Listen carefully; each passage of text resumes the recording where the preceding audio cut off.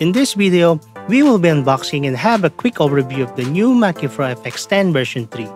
It is a compact analog mixer from the Mackie ProFx series with a built-in USB audio interface, which allows you to connect right into your computer and do your audio recordings and live streaming. This will be my first video upload into this channel, so please make sure to hit the subscribe button and notification bell for you to be notified every time I upload a new video.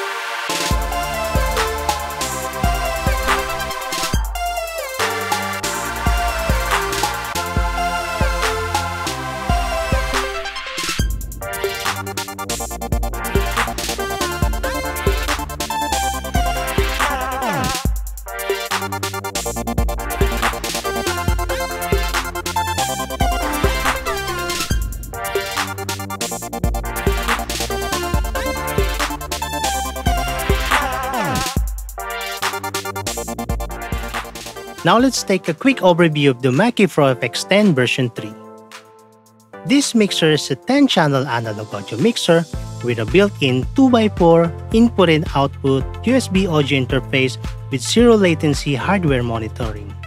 Record your tracks in 24-bit 192kHz audio quality. It comes with a waveform music production software and plugin bundle to help you start with your recording projects or editing. You can also create an account on the Avid webpage to get access and download Pro Tools first with the Musician Collection plugins included. Now let's take a closer look into the mixer itself. The build quality looks great with a solid metal chassis in the front and the back of the mixer. Hard ABS plastic on both sides for protection, which maintains their legendary Mackie built like a tank design.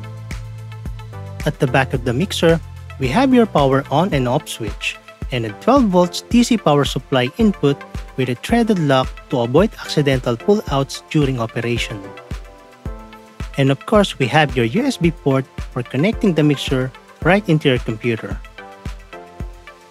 Starting from here, we have your combo inputs for your microphone, line, and instrument level with an Onyx microphone preamp offering up to 60 dB of gain with ultra-low noise performance.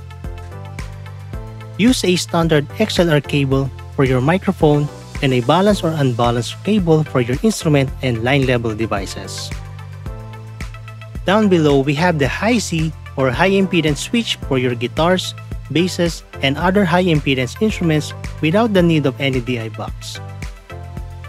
Next is your inserts, which allows you to use your favorite external effects or signal processors on every channel of your mixer by making a signal loop using a 1/4-inch Y cable splitter.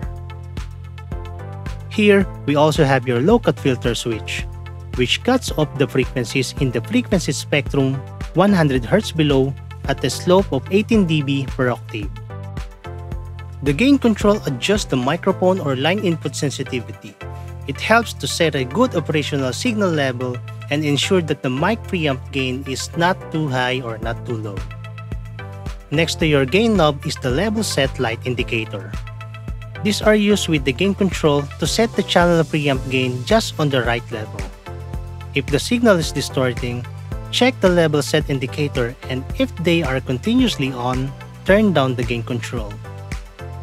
Next, we have a single knob compressor for compressing dynamic sound source like vocals and drums. This helps reduces the dynamic range and also reduces the chance of distortion due to overloading the input signals. The three blue-colored knobs is your 3-band equalizer that contains your high, mid, and low band frequencies, which you can boost or cut up to 15 dB into a specific frequency. This also helps to prevent or eliminate unwanted microphone feedback on a live situation. The channel effects knob sets the level sent into the internal effects processor of your mixer. This also sets the signal level via effects send when using an external effects processor.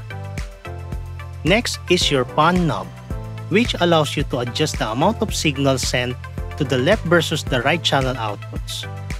Below your pan knob, we have your mute switch. This instantly turns off the signal going into your outputs.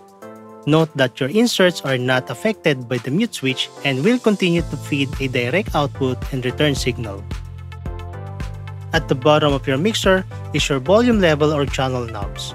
These are the last control in the signal path, and it adjusts the level of each channel going into the main mix.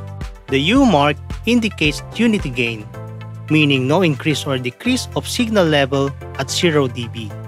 All the way up provides an additional level up to 10 dB.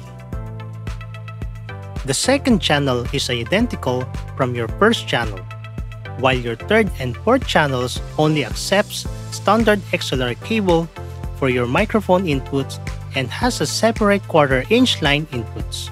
This time, the high impedance switch and the 1-knob compressor is not available, but the other controls remains the same.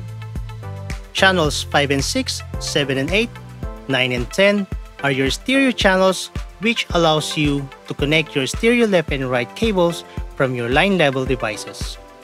In these channels, there is no gain knob and signal level is only controlled by the level control at the bottom. Your channels 9 and 10 needs a 1/8-inch stereo cable for plugging your mobile phone and other portable devices.